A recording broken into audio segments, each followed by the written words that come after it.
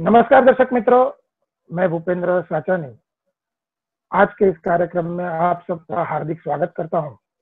मित्रों, आपको ये सवाल जरूर हुआ होगा कि ये गुजराती न्यूज चैनल है और गुजराती न्यूज चैनल में अभी ये हिंदी में मैं कहां से शुरू हो गया। लेकिन मित्रों, आज मैं आपको जिनको मिलाने जा रहा हूं वो एक ऐसी शख्सियत है कि उनके लिए भाषा कोई मायने नहीं रखती, लेकिन उनके लिए, उनके इंटरव्यूज के लिए मुझे अपनी भाषा जरूर से चेंज करनी होगी, जरूर से बदलनी होगी। तो पिछले कई दिनों से हम लोग जो कोविड-19 कोरोना के लिए हम सभी लोग लॉकडाउन हुए, हमारे घर में हम सब बंद है।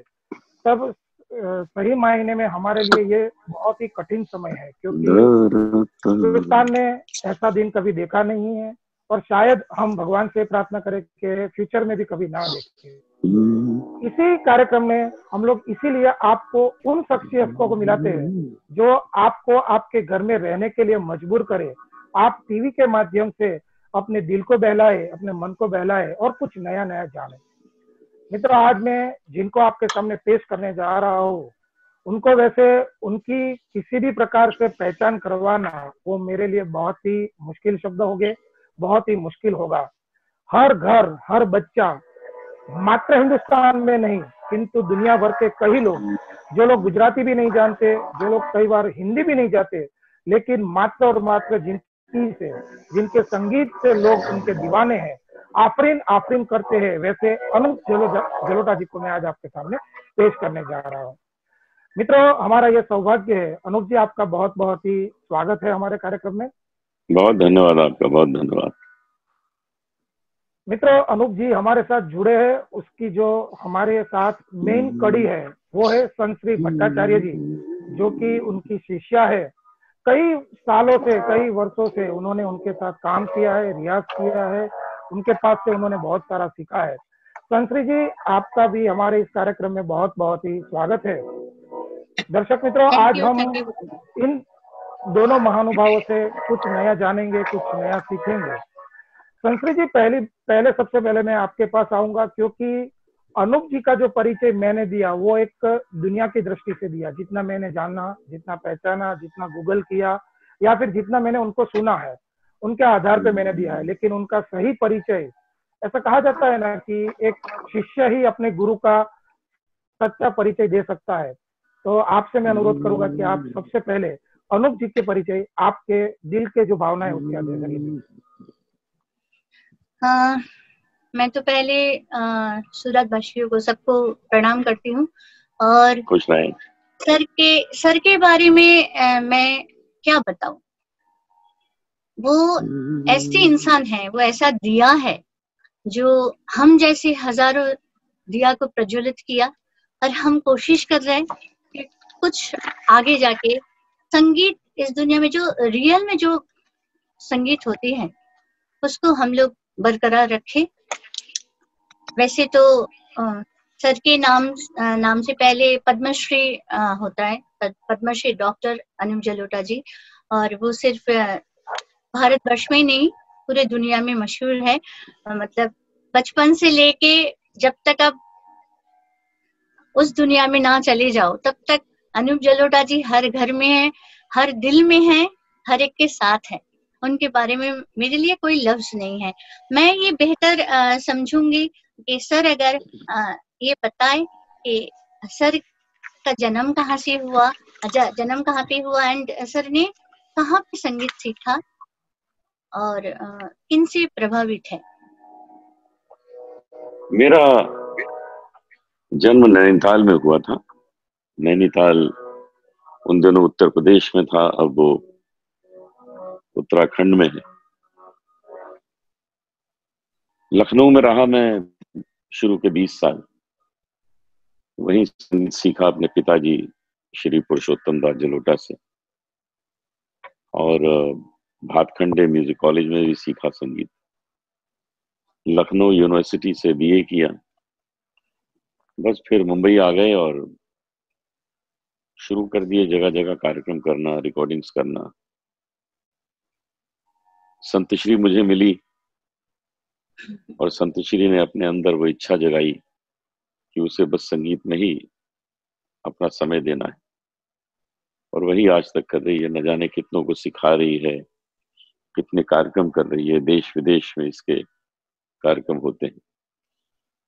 तो इसी तरह मेरे बहुत से शिष्य शिष्याएं हैं जिन्हें मैं चाहता हूं कि खूब मेहनत करें और संगीत का जो रथ है उसको और आगे ले जाएं, उसको और पॉपुलर करें, जगह जगह घर घर में लोकप्रिय करें। तो मैं एक आपको भजन सुनाता हूं जिसमें ये कहा गया है कि मनुष्य को किस प्रकार से अपना जीवन व्यतीत करना चाहिए, कैसा गुजारना चाहिए।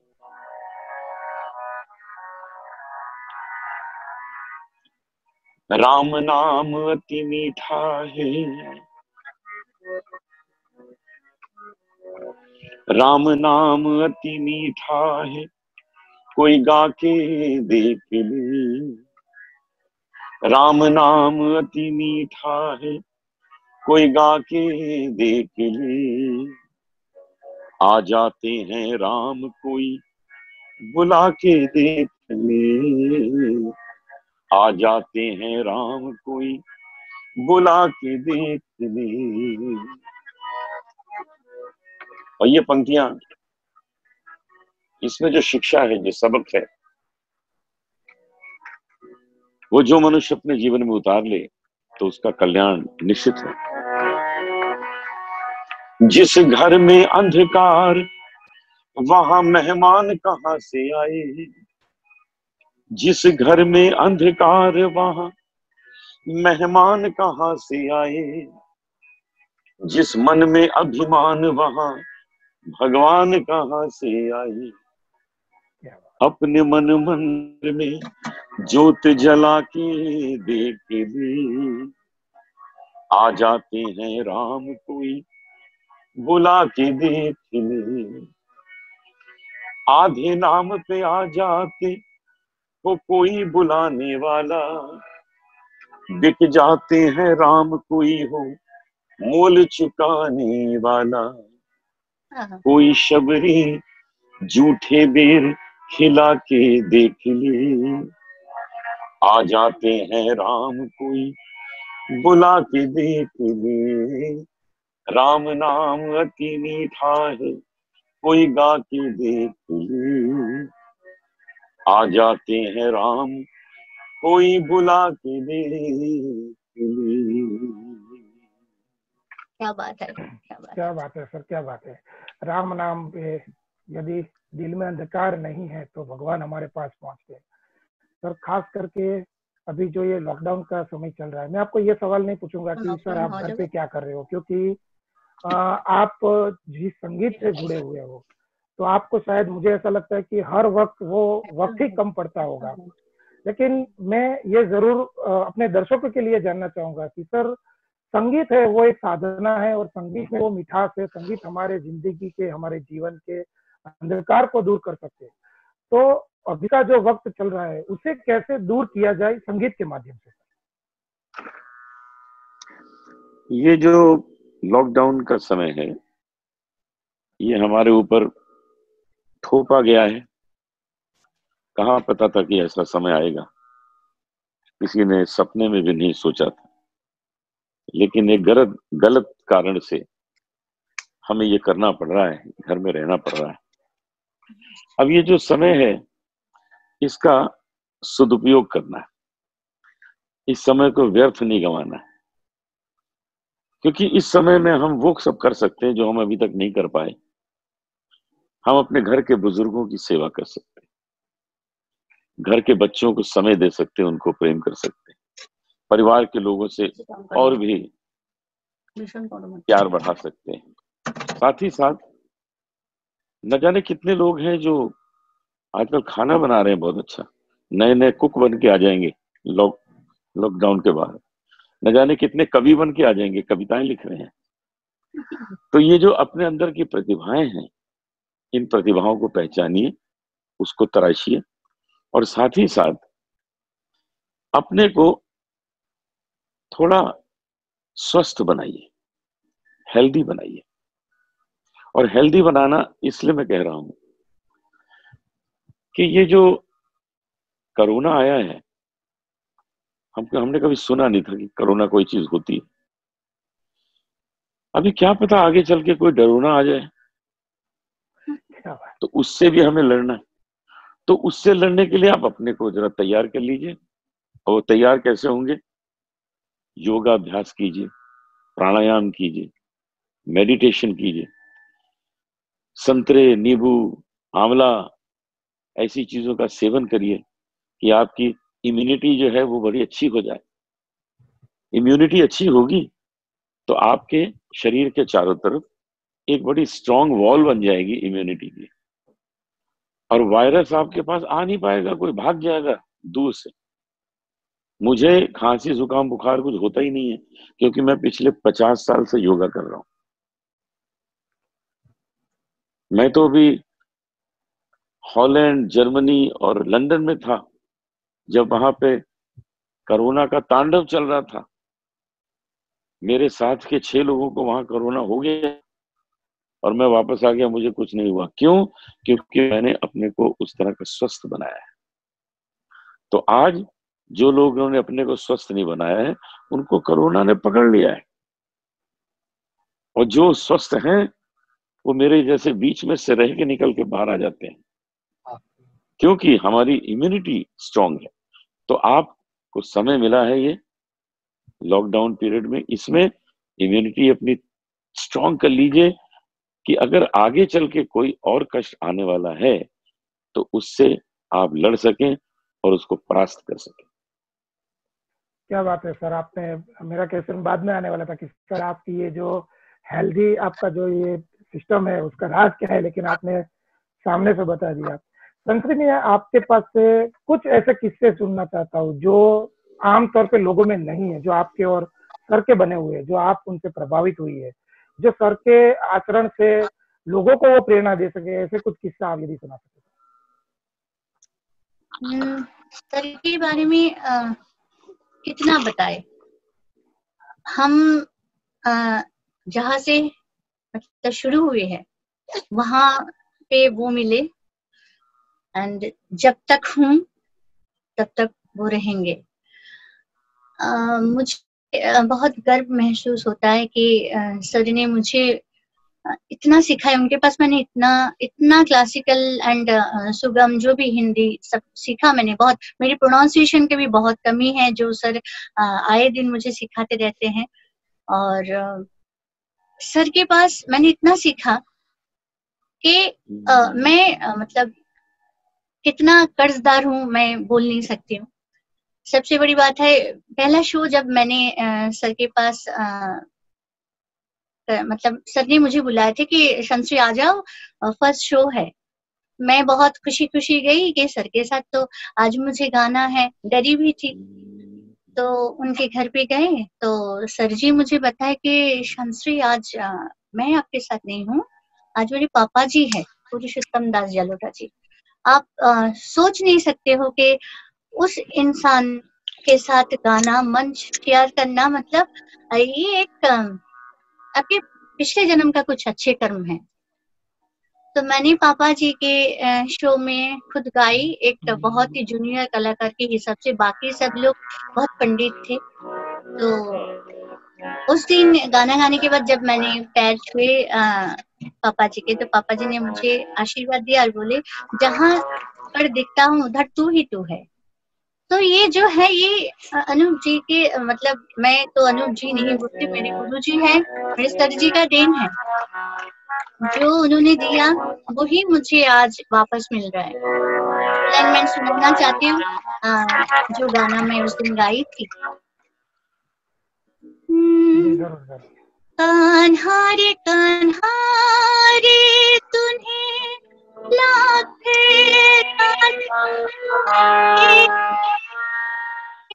ही तो से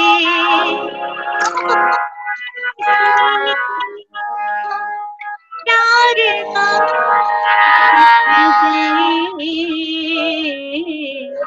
कान्हा रे कान्हा जिंदगी है कैसे तू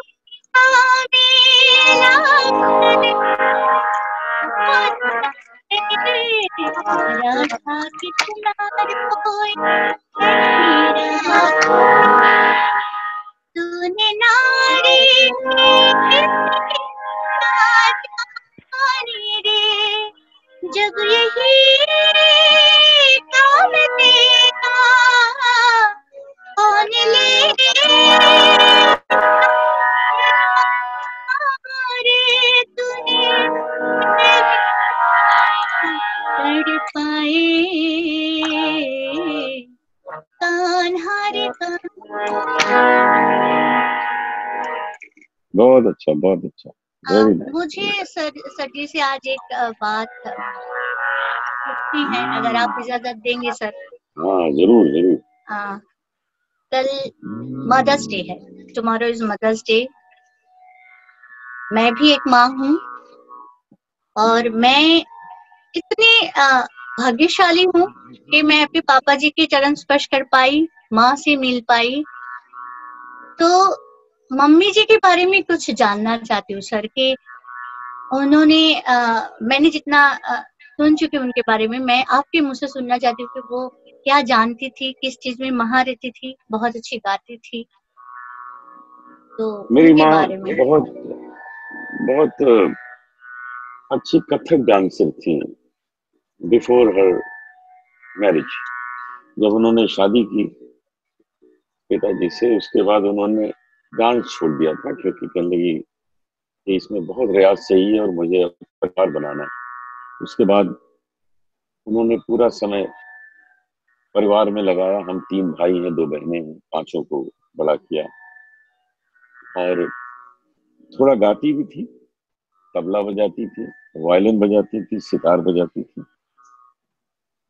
और हमारे साथ एक बार ये हुआ था कि मैं जब 17-18 साल का हुआ तो मैंने सोचा कि मैं रेडियो ऑडिशन दूं। लखनऊ में था उन दिनों में। तो माँ थोड़ा थोड़ा गाती थी, ऐसे कोई ज्यादा अभ्यास नहीं करती थी। तो मैंने चाई जी से, मैं चाई जी बोलता हूँ, तो मैंने चाई जी को कहा कि मैं रेडियो ऑडिशन देने के लिए फॉर्म भर रहा हूँ। तो कह लेंगे हाँ जरूर भरो, मेरा भी भर दो साथ। तो मैंने उनसे कहा आपका कैसे भर दें, आप तो थोड़ा थोड़ा तो गाती हैं, कुछ समय तो इसमें देती नहीं है। कहती नहीं नहीं नहीं, भर दो देखा जाएगा। तो मैंने उनका भी फॉर्म भर दिया। फिर रेडियो ऑडिशन हुआ हम दोनों का साथ में। वो पास हो गई, मैं फेल हो गया। क्या बात, क्या बात। मुझे कहने लगी देखा बड़ी बड़ी बातें करते। तो उस दिन मुझे समझ में आया कि ये बहुत ज्यादा जो है उछलने से कुछ नहीं होगा, सही रियाज करना पड़ेगा। और उस दिन से मैं और रियाज में लग गया। फिर उसके 1 साल बाद मैंने फिर ऑडिशन दिया, फिर उसमें मैं पास हुआ। तो माँ हमारी ऐसी थी। जब मुझे होम मिनिस्ट्री से फोन आया, उस वक्त मैं बॉम्बे एयरपोर्ट पे था, तो मुझे फोन पे होम मिनिस्ट्री से कहा गया कि आपको इस साल पद्मश्री हम दे रहे हैं, आपको स्वीकार है? तो मैंने कहा कि मुझे बहुत खुशी है कि आप लोग हमें पद्मश्री दे रहे हैं। और फिर उसके बाद मैंने पहला फोन अपनी मम्मी को किया कि आपको बहुत खुशी होगी कि मुझे इस साल पद्मश्री मिल रहा है। तो वो कहने लगी हाँ मुझे भी बड़ी खुशी है, तो आज से तुम जरा ठीक से गाना। क्या बात। कहती अब जरा ठीक से गाना। तो ये उनका एक अपना इस तरह का तरीका था कि सामने वाले को सीधा कर देती थी कि तुमको अभी बहुत गाना है, बहुत अभ्यास करना है। अब ये जो पद्मश्री मिला है, इस पद्मश्री की लाज रखनी है। अब ये सर पे ताज मिला है, उस ताज की लाज रखनी है। तो इस तरह से बहुत अच्छी सीख दे दिया करती थी। अब वो नहीं है हमारे बीच, लेकिन उनकी दी हुई जो शिक्षाएं हैं वो सब हमारे साथ है। तो अब मैं आपको एक अपना बहुत लोकप्रिय भजन है जो मैं और संत श्री दोनों आपको मिलकर सुनाएंगे। ऐसी लागी लगन, क्या बात, ऐसी लागी लगन, ऐसी लागी लगन,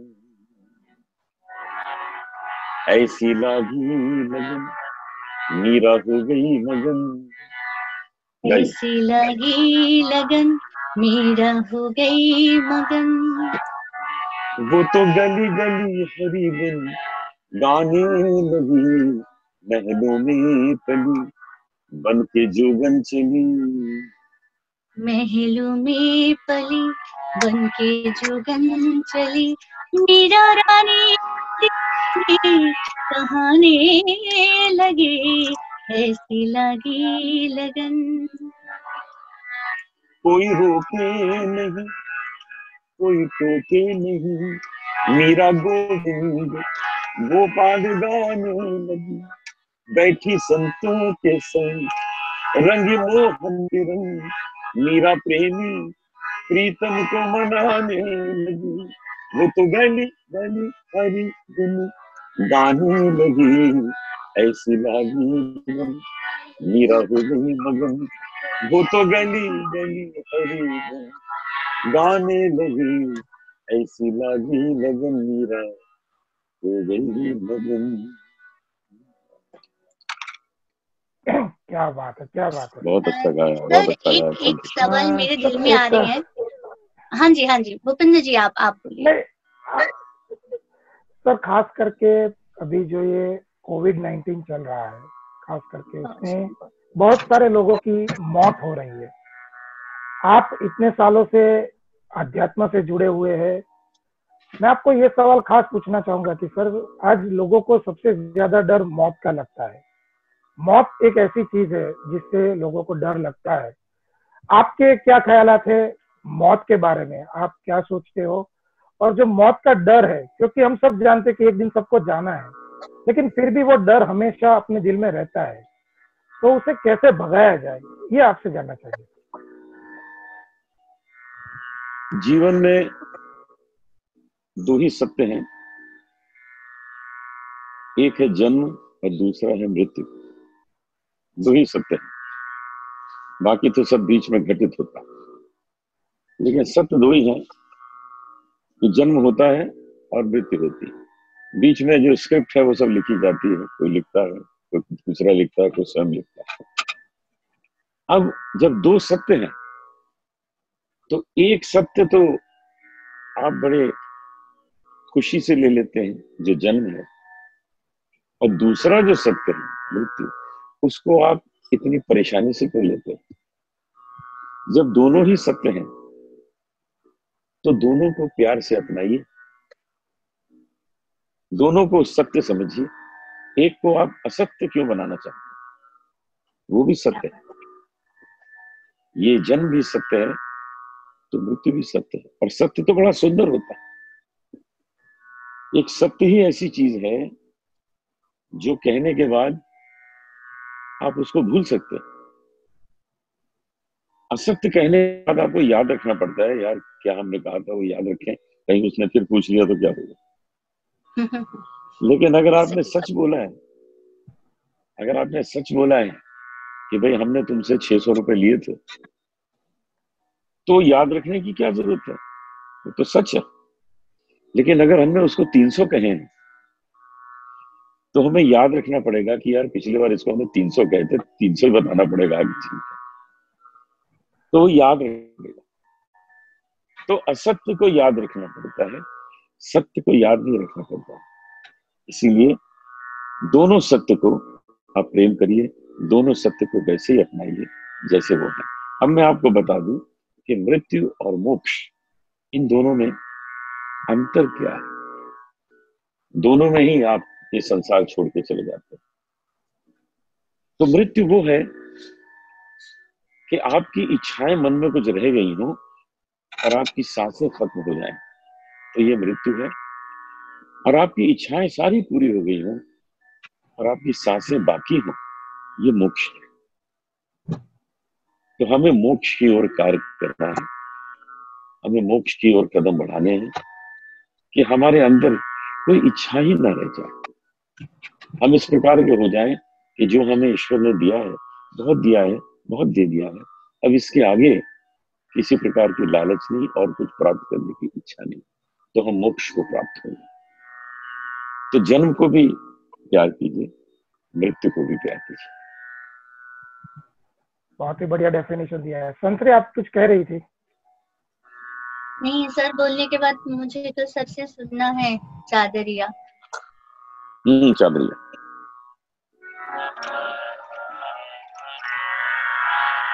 रे मा पा नी सा नी दा पा धा मा रे पा मा गा रे गा सा। कबीरा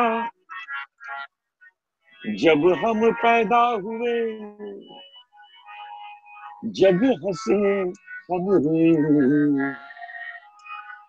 ऐसी करनी कर चलो हम हंसे जब रोए। चदरिया चदरिया झीनी रे झीनी के राम नाम रस भीनी। चदरिया झीनी रे झीनी अष्ट कमल का चरखा बनाया, 5 तत्व की तूनी। 9-10 मास बुनन को लागे, मूरख मैली कीनी। चदरिया झीनी रे झीनी जब मुझ चादर बन घर आई, रंग रेज को दी। ऐसा रंग रंगा रंग रेने के लालो लाल कर दी। चदरिया झीनी रे झीनी चादर ओढ़ शंका मत करिए, ये 2 दिन तुमको दीनी। मूर्ख लोग भेद नहीं जाने, दिन दिन मैली पीली। चदरिया झीनी रे झीनी ध्रुव प्रहलाद सुदामन ओढ़ी, शुकदेव ने भी निभल की। दास कबीर ने ऐसी ओढ़ी झूठी थी, भर दीनी। चदरिया झीनी रे झीनी।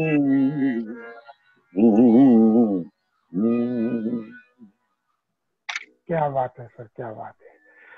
20 सालों से मैं ये गाना सुन रही हूँ, 20 सालों से। जी जी जी हर एक पल लगता है कि फिर से सुनो। ये है सर जी, ये है हमारे गुरु जी। हर पल ऐसा ही मन करता है कि और भी सुनो। और मुझे कल सुनने का भी बहुत मन हो रहा है सर। कौन सा? रात गहरी समुंदर की तरफ। जरूर सुनो।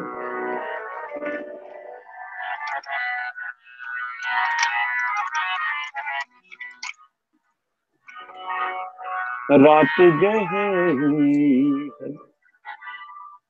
समंदर की तरह,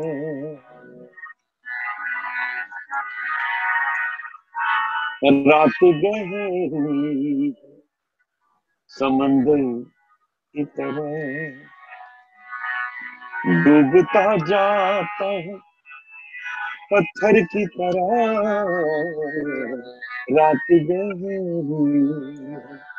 समंदर की तरह,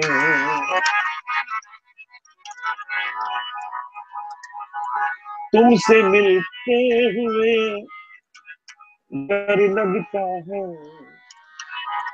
तुमसे मिलते हुए डर लगता है। क्या छुपा रखा है खंजर की तरह, क्या छुपा रखा है खंजर की तरह। मैं जहां जाऊं यही वीरानी,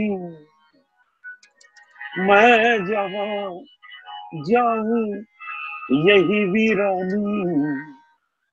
सारी दुनिया है मेरे घर की तरह, सारी दुनिया है मेरे घर की तरह।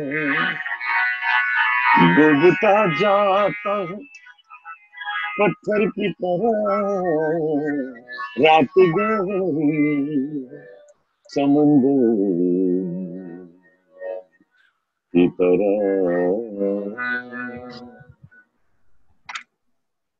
क्या क्या बात है, बात। क्या बात है सर। सर तो मैं आज के जनरेशन के लिए आपको ये सवाल पूछना चाहता हूँ, क्योंकि आज की जनरेशन बहुत ही फास्ट है। जब हर एक इंसान की लाइफ में कंट्रोवर्सी आती है, हर एक इंसान की लाइफ में कुछ ना कुछ लोगों को बुरा लगता है, लोग मीम्स बनाते हैं, खास करके जब इंसान बहुत ही फेमस हो जाता है। लेकिन मैं उन लोगों के लिए पूछना चाहता हूँ जो अपने मोहल्ले में, अपने ग्रुप में कई बार कंट्रोवर्सी के शिकार हो जाते हैं। तो जब कंट्रोवर्सी आती है तब लोग तरह तरह की बातें करते हैं। ये बात सही है कि उसमें से निकलना ही चाहिए, लेकिन वो निकलने का जो रास्ता है वो कैसे अपनाए तो इंसान अपनी जिंदगी बहुत ही बेहतर तरीके से जी सकता है। गुरु नानक जी ने एक भजन लिखा है। गुरु नानक जी ने जो लिखे हैं उनको हम शब्द कहते हैं, शब्द कहा जाता है। तो गुरु नानक जी का एक शब्द है जो लोग अपने जीवन में उतार लें तो उनको किसी चीज से तकलीफ नहीं होगी। इतनी उसमें गहरी बात है। साधो, पहले मैं आपको सुनाता हूं फिर गा के सुनाऊंगा। जी जी जी। साधो मन का मान त्यागो, काम क्रोध संगत दुर्जन की, ताते अहन भागो। घमंड छोड़ दो, काम क्रोध मद लोभ इन चीजों को छोड़ दो और बुरे लोगों की संगत छोड़ दो, तो आपको कभी कोई कष्ट नहीं होगा। फिर क्या कहते हैं, दुख सुख दोनों समकरी जानो, दुख को सुख को एक समान समझो, और मान अपमाना, मान को अपमान को एक जैसा समझो। दुख दोनों समकरी जानो, और मान अपमाना, हर्ष शोक ते रहे अतीता। बहुत बड़ा हर्ष, बहुत बड़ी खुशी और बहुत बड़ा दुख शोक, उसमें एक जैसे रहो। तीन जग तत्व पहचानो, वही इस जीवन के तत्व को समझ सकता है। फिर कहते हैं, अस्तुत निंदा दो त्यागो। कोई आपकी बहुत तारीफ कर रहा है, कोई आपकी निंदा कर रहा है, कोई फर्क नहीं पड़ता। खोजे पद निर्वाणा, उस ओर जाओ जिस ओर इन चीजों का कोई असर ही नहीं। जैसे संत लोग होते हैं, खोजे पद निर्वाणा, लेकिन बाद में ये भी कह दिया कि जन नानक ये खेल कठिन है। नानक जी कहते हैं ये आसान नहीं है। जन नानक ये खेल कठिन है, को गुरुमुख जाना। ऐसा कौन कर पाया, वही कर पाया जो भगवान के चरणों में गया और भगवान ने उसको वो शक्ति दी। क्योंकि भगवान ने क्या किया हुआ है, सब अपने कंट्रोल में रखा। हानि लाभ जीवन मरण यश अपयश विधि हाथ। तो हानि लाभ जब उसके हाथ में है, तो आपकी जब हानि हो गई तो आप क्यों हो रहे हो, लाभ हो गया तो खुश क्यों हो रहे हो, उसके हाथ में। हानि लाभ उसके हाथ में, जीवन मरण जीवन मृत्यु ही उसके हाथ में। यश अपयश, बहुत बड़ा नाम होना बहुत बड़ी बदनामी होना, ये भी उसके हाथ में। तो हानि लाभ जीवन मरण यश अपयश विधि हाथ। आप अपना कर्म करते जाओ, वो आपको अपने अकाउंट में से कुछ देता जाएगा, आप जैसा काम करोगे। आपके हाथ में कुछ नहीं है। ईश्वर ने हमें कोई स्वतंत्रता नहीं दी। क्या उसने ये स्वतंत्रता दी है कि आप अपना पिता चुन लीजिए? अगर ये बिल्कुल नहीं। स्वतंत्रता दी होती तो सब मुकेश अंबानी को अपना पिताजी मान लेते।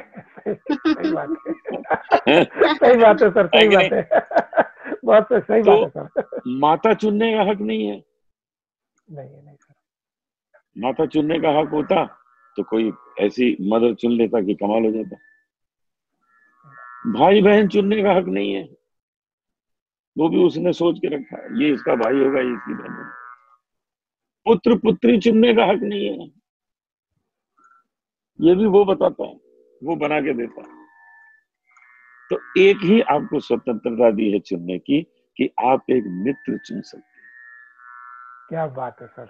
बस मित्र में अगर आप गलती कर गए तो सब गड़बड़ हो जाएगा। क्योंकि वो मित्र आपका पति भी हो सकता है, वो मित्र आपकी पत्नी हो सकती है, वो मित्र आपका बिजनेस पार्टनर हो सकता है, वो मित्र आपका गुरु हो सकता है, वो मित्र आपका चेला हो सकता है। यहीं पर उसने हमको छोड़ा हुआ है, बाकी तो सब उसने कंट्रोल में रखा है। तो जब इतना कुछ कंट्रोल में रखा हुआ है तो फिर रोना किस बात का भाई? लाभ में आप खुश सही डांस क्यों कर रहे हो जब लाभ हो गया? सही। आपकी किसी ने आपकी बदनामी कर दी तो आपको दुख क्यों हो रहा है? वो भी उसने किया, नाम भी उसी ने दिया था, बदनामी भी उसने दी है, तो आपको क्या परेशानी है? खुद तो किया ही नहीं। सही बात है। इसलिए आप केवल कर्म करो। भगवान कृष्ण ने भगवत गीता में जब अर्जुन को ये संदेश दिया भगवत गीता का, तो कहा कि तुमको तो केवल कर्म करना है। तुम क्या समझते हो कि तुम इन सबको मारोगे? अरे मैं तो इन सबको पहले मार चुका हूं, तुमको तो सिर्फ तीर कमान उठाना है। मैं तो सबको पहले मार चुका हूं। सही बात। ईश्वर ने अपने आप ही सब कर दिया था, अर्जुन को तो निमित्त मात्र बनाना था। उसके बाद अर्जुन ने कृष्ण भगवान से ये कहा कि हे प्रभु, आप इतना बड़ा हमको भगवत गीता का संदेश दे रहे हैं, ये पूरे कौरव भी यहाँ खड़े हैं, ये संदेश तो इनको भी प्राप्त हो रहा है। कृष्ण ने कहा नहीं, संदेश उसको प्राप्त होता है जो शरण में जाता है। अगर आप तन के खड़े होंगे तो आपको संदेश नहीं प्राप्त हो पाएगा, आपको झुकना पड़ेगा गुरु के चरणों में, तब आपको संदेश प्राप्त होगा। जो झुकते हैं उनको ही ज्ञान प्राप्त होता है, जो अकड़ते हैं उनको कुछ नहीं मिलता। इसलिए सही ज्ञान यही है कि आप कर्म करिए, अपना कर्म करिए, बाकी सब जो है वो बैंक अकाउंट उसके पास है। आप अच्छा करेंगे आपको दे देगा, जितना अच्छा करेंगे उतना दे देगा, तो बस अपने काम में लगे रहिए। 2 पंक्ति हो जाए सर, जो आपने अभी जिसके ऊपर ज्ञान दिया गुरु नानक जी की।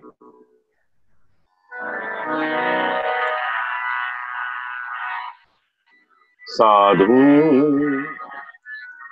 मन का मान त्याग, साधु मन का मान त्याग,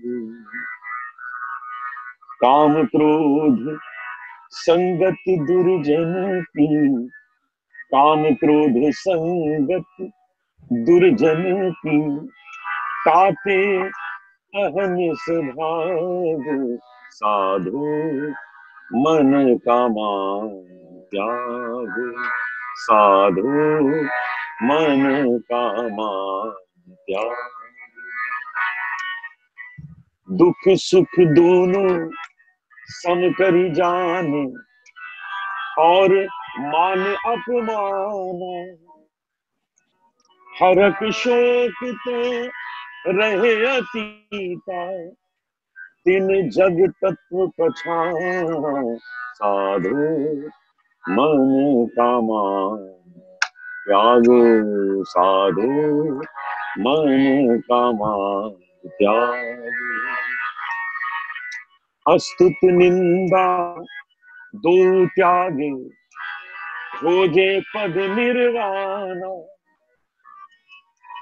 जन नानक ये खेल कठिन है, को गुरुमुख जाना, साधु मन का मान त्याग, साधु मन का मान त्याग।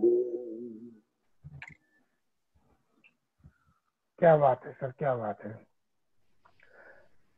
संतरी, हाँ जी, आप कुछ कहेंगी सर के बारे में? कुछ बोलिए, फिर समय हो रहा है।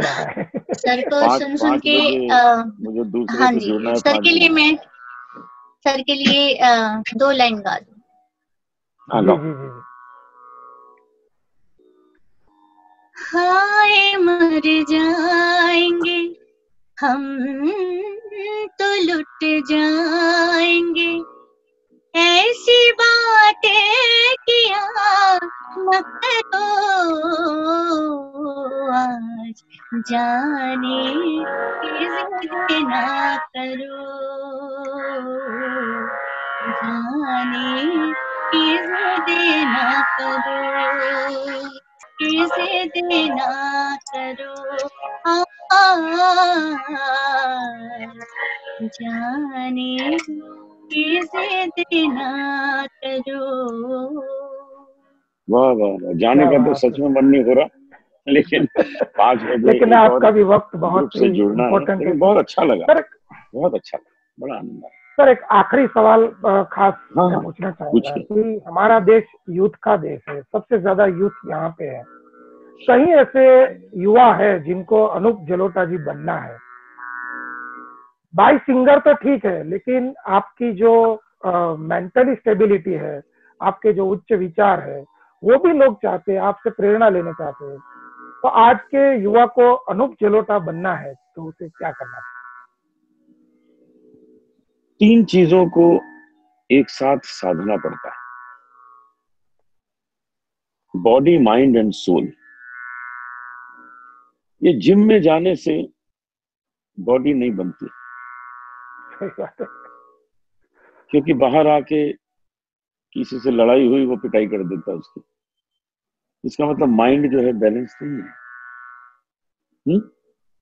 तो सही माइंड बात को है। भी तो शांत रखना है, माइंड को बैलेंस लाना है।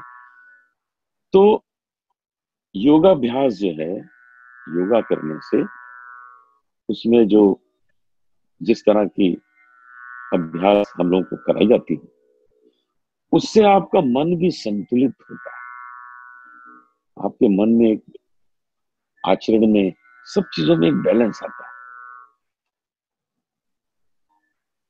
तो बॉडी, माइंड एंड सोल, जब ये तीनों चीज एक साथ स्वस्थ होती हैं, तब मनुष्य अपने क्षेत्र में उत्तीर्ण होता है, सक्सेसफुल होता है। केवल एक चीज से नहीं होता। सपोज कि वो बड़ा बुद्धिमान है लेकिन बड़ा बीमार है, फिर क्या होगा? वो तो शिक्षा भी नहीं दे पा रहा क्योंकि चारपाई पे। सही बात तो तीनों चीज की आवश्यकता है। हमने बचपन से ये तीनों चीज की, हम पिछले 50 साल से योगा कर रहे हैं। प्राणायाम, कुंजल, जल नीति, शंख प्रक्षालन, योगा की तमाम एक्सरसाइजेस, आंवला खाते हैं, नींबू, संतरा, मौसमी, क्योंकि ये सब चीजें खाने से आपका शरीर सच में शक्तिशाली होता है। हम दिखते नहीं है कि हम जिम में जाते हैं, वो वैसे हाथ हमारे नहीं है, वो तो बहुत से लोग इंजेक्शन भी लेते हैं। सही बात लेकिन हमने ऐसा बनाया है कि हमको कोरोना नहीं छू पाया। तो ये बहुत आवश्यक है कि आप अपनी तीनों विधाओं को शक्तिशाली बनाइए। वो है आपकी बॉडी, वो है आपका माइंड, आपका सोल। ज्ञान प्राप्त कीजिए, संतों से मिलिए, संतों के आचरण देखिए, संत क्या क्या हमें सिखाते हैं, उन चीजों को सीखिए। अगर ये सब हम करेंगे तो हम देर तक अपने क्षेत्र में टिके रह सकते हैं। अब ये जहां तक संगीत का सवाल है, लोग ये कहते हैं कि हम तो बस रियलिटी शो में आ जाएंगे और हमारा नाम हो जाएगा, बस हमारा जीवन बन जाएगा। अभी मुझे एक बात बताइए, हर साल एक इंडियन आइडल होता है, उसका कितना हंगामा होता है? क्या आपको याद है पिछले साल कौन हुआ था? सही बात। क्या आपको उसका नाम याद है, या उसके पिछले साल वाला याद है? 10-15 तो बन चुके हैं, किसी एक का नाम याद है? क्यों? क्योंकि वो शॉर्टकट से आने की कोशिश करते हैं। जो मनुष्य शॉर्टकट से आने की कोशिश करता है उसको नाम मिलता है, इसमें कोई शक नहीं। 2-4 महीने, 5 महीने उसकी बड़ी चर्चा होती है, लेकिन अचानक शॉर्ट सर्किट हो जाता है, और वो शॉर्ट सर्किट ऐसा होता है कि वो गायब हो जाता है, फिर उसको लोग भूल जाते हैं। सही बात है। सही बात है। तो आप शॉर्टकट से ना आइए, आप उस रास्ते से आइए जिस रास्ते से लता जी आई हैं, जिस रास्ते से आशा जी आई हैं, जिस रास्ते से मेहंदी हसन आए हैं, मोहम्मद रफी आए हैं, जिस रास्ते से जगजीत सिंह आए हैं, गुलाम अली आए हैं। जो अपने अंत समय तक गाए, उनका गाना आखिरी सांस तक होगा। वो इसीलिए होगा कि उन्होंने शॉर्टकट नहीं सोचा, केवल अपने अभ्यास के दम पे आए, इसलिए अंत तक। बिस्मिल्लाह खान साहब अंत तक शहनाई बजाए, रविशंकर जी अंत तक सितार बजाए। ऐसा क्यों? क्योंकि शॉर्टकट से नहीं आए।